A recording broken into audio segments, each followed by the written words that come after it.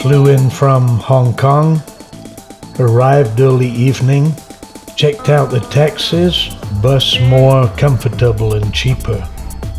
Takes about an hour into this ancient city. Xi'an is cold at this time of the year. Daytime temperature around 0. When the sun goes down, it drops well below.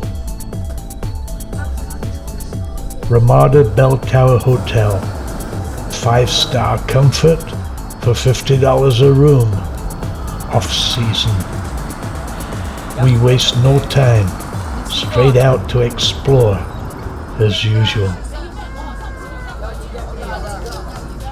Our hotel is next to the ancient bell tower that marks the start of the Muslim quarter, and a Middle Eastern spiced lamb kebab is surely the right way to start the visit.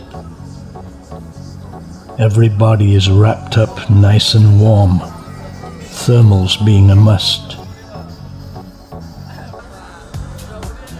You can see right away that I love lamb, and the cumin and chili make it delicious.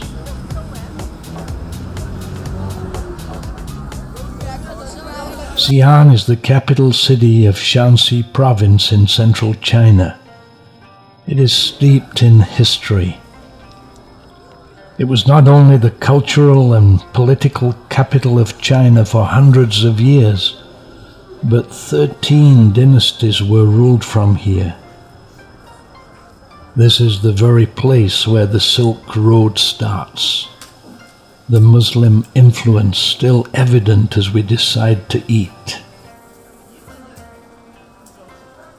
In the Muslim quarter, you can see my breath. It's quite a cold place right now, even though we're inside. And we've just been having some lamb, barbecued lamb, and then some thick noodle. And it's been great to watch the girl doing the noodle here. Is quite amazing, really. As the steam rises from the boiling water, a Hui girl prepares the thick noodle to put into it. A few spices and chili soy are added.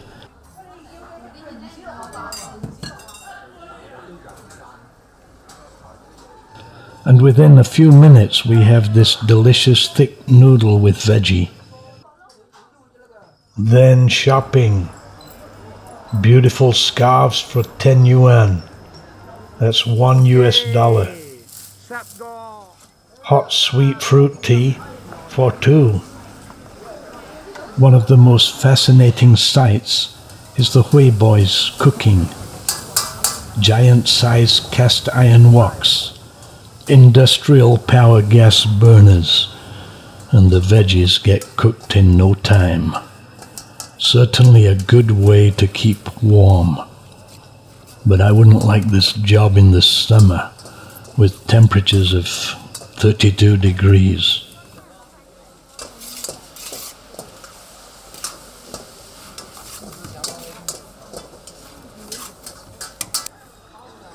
I film, they shop, and try to keep warm.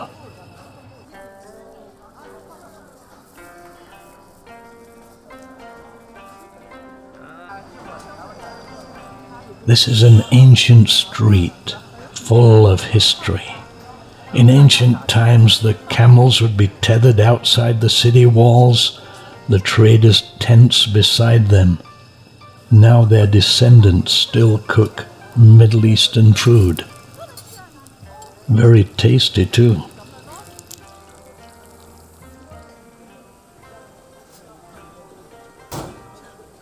But we're feeling the cold, so it's time to call it a day. Back outside the ancient drum tower, we climb into a local motor tricycle for the 10 yuan ride back to the hotel.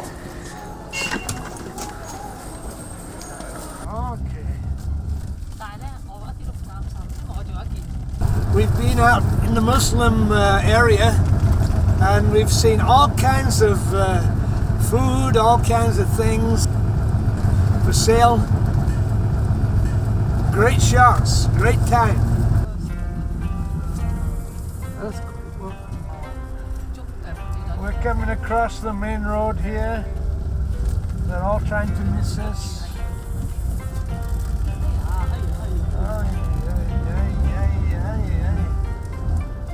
These are the other guys.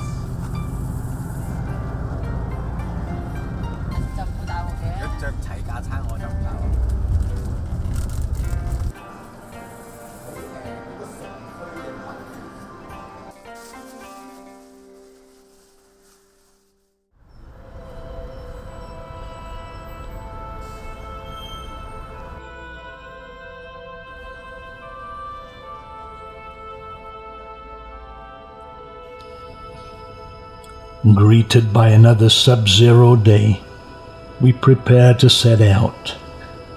10:14 and the sun trying to break through China's notorious pollution. Our hotel is smack bang in the center of the city, so we walked south toward the south gate, taking the underpass and enjoying the walk. It's about half a mile from our hotel. The city wall has 4 gates and is 2.7 miles from east to west and 1.2 miles from north to south. The present wall was built between 1370 and 1378.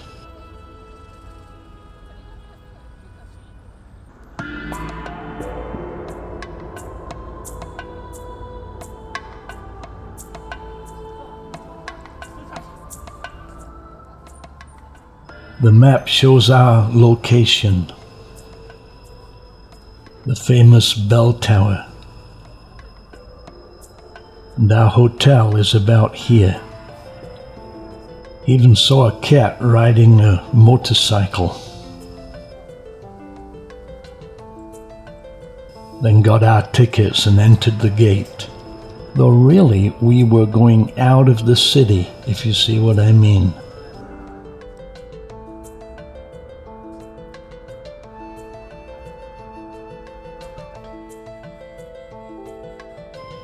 The south gate is an imposing brick structure. We enjoyed seeing the old drums and carriages.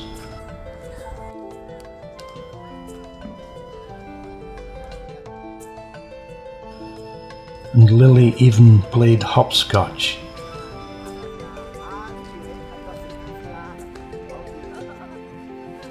It was then photo time in the Barbican, with the guards,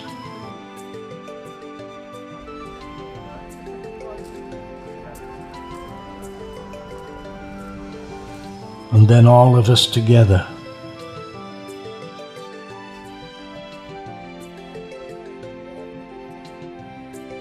There's a drum performance in the Barbican, but we missed it. The wall now stands 40 feet tall and is 40 to 46 feet wide at the top and 50 to 60 feet thick at the bottom, and stretches 8.5 miles all the way around the city, with a deep moat surrounding it. The actual south gate is the most imposing of all the gates and has been carefully restored.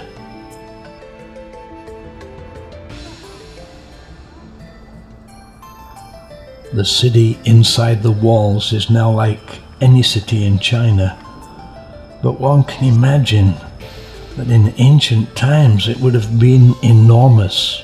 The walled city of Jerusalem is 0.35 square miles, and the city of London a square mile. This old city was 5.5 square miles. One of the things to do is to ride a bike all the way around the top of the wall. But we settled for walking, checking out the frozen moat and taking in the history.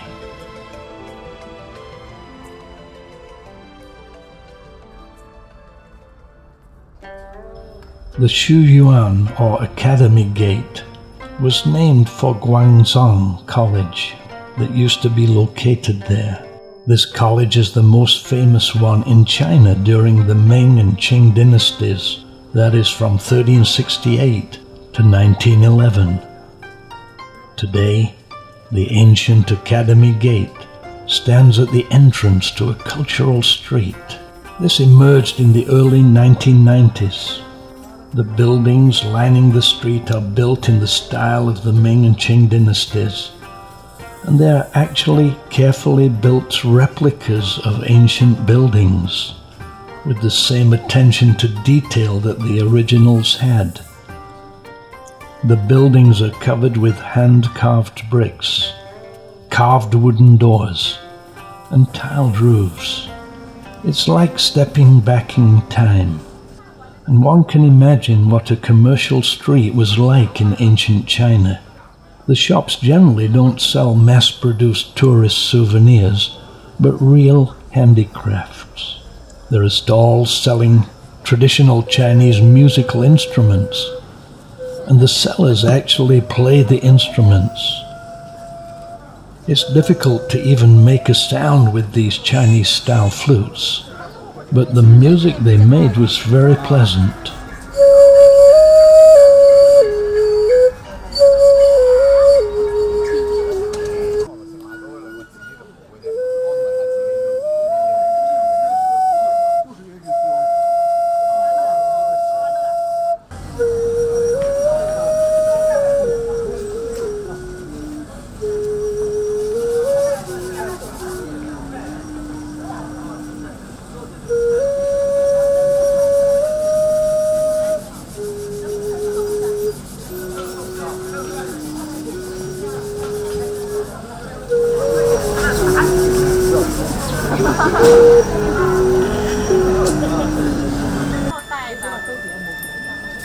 It's a great place to walk around, check out the things on sale, even buy some things.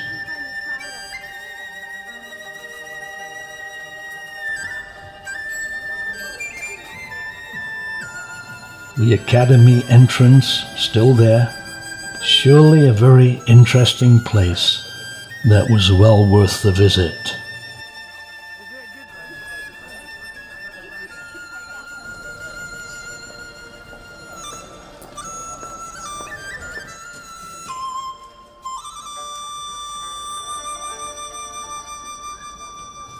From there we set out to visit another of Xi'an's famous landmarks, the Big Wild Goose Pagoda.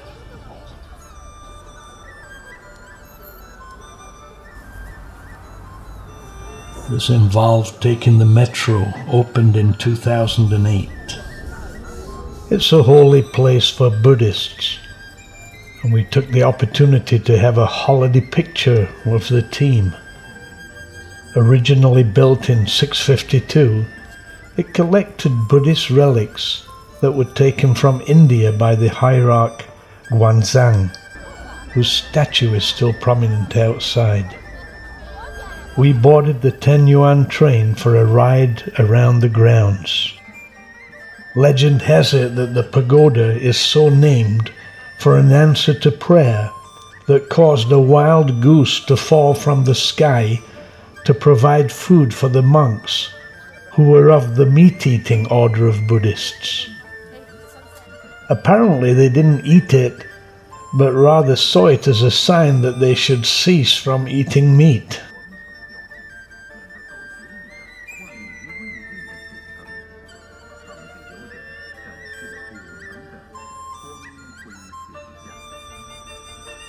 The place is quite pretty as the sun descends through the smog. There's normally a music fountain here, but the last snows caused it to freeze up. We were frozen up too. We then jumped in a taxi and drove across the city back to the Muslim quarter. We enjoyed the previous night so much we wanted to try the food again, this time not just a snack, and also to do more shopping. After all, being at the start of the Silk Road, Xi'an was the shopping center of the world long before Hong Kong, New York, and Paris. This silver headdress will set you back $2,500 US, but there are cheaper options. Then time to eat. The noodles are the flat variety, but the way they make them is the same as in Hong Kong.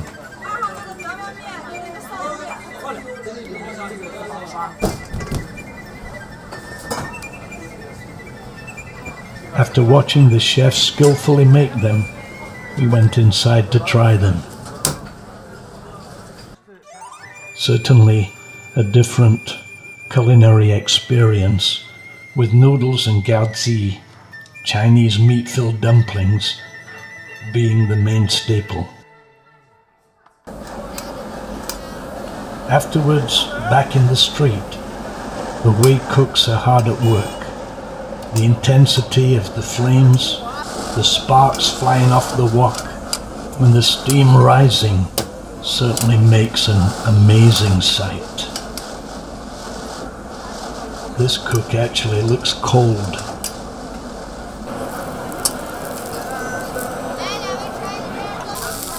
Down the street, they're cooking a different meat-filled treat, this time fried. It's certainly popular with the people there. Then more shopping. The shoes they make are very ornate. This contraption is frying walnuts in salt and pepper. Amazing.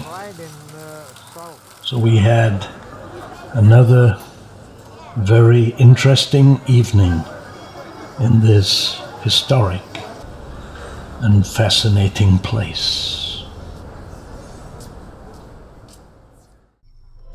Next morning we set out to see what Xi'an is now most famous for, the Terracotta Warriors, buried about 20 miles east of Xi'an over 2,000 years ago.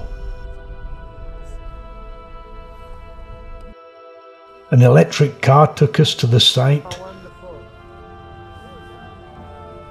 and we entered the main vault. An awesome experience. A clay army whose job was to guard China's first emperor for eternity, and who died in 210 BC. 230 meters long and 62 meters wide. It contains more than 6,000 figures. The discovery of them happened in 1974.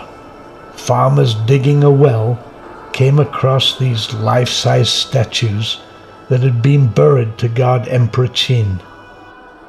It's since been estimated that it took 38 years and 320,000 builders to complete. Most of the figures were fragments when discovered and have been painstakingly reconstructed.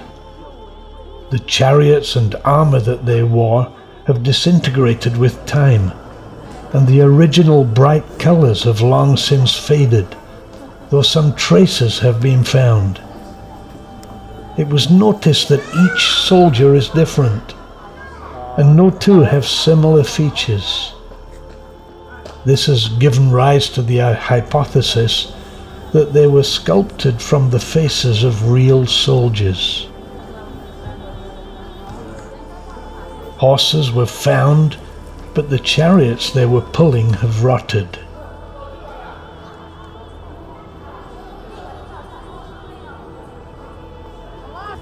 It was very interesting to walk through these places, and the thought that these relics were over 2,000 years old was very special.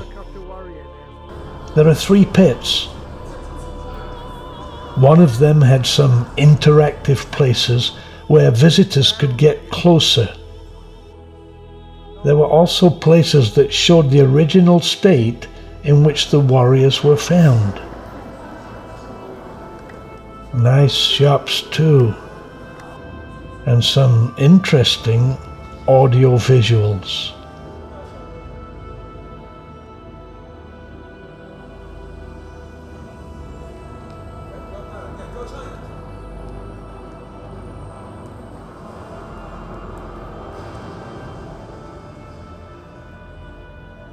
Then a shot for the album.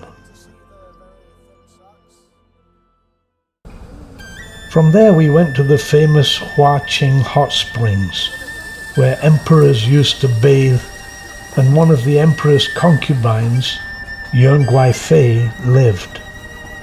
Ranked among the top gardens in China, it's still an interesting and scenic place. In the garden are beautiful calligraphy stones written by famous calligraphers. The temperature of the spring water is 43 degrees centigrade all year round, and the minerals it contains are said to make it therapeutic.